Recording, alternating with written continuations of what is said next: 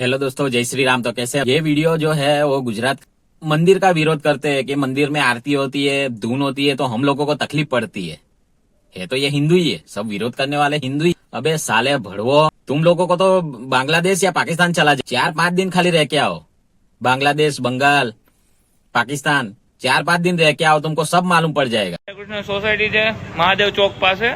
હવે મંદિર તો 500 વર્ષ પહેલાનું છે, તો અહીંયા એ લોકોને આરતી થાય છે એનાથી ઇસ્યુ છે। તો ભાઈ ધૂન થાય છે એનાથી એ લોકોને ઇસ્યુ છે, તો ભાઈ તમારે મકાન લીધા એ પહેલા જોવું જોવે ને ભાઈ કે અહીંયા મંદિર તો પહેલેથી છે। एक दिन ऐसा आएगा, तुम लोगों का भी एक दिन ऐसा आएगा।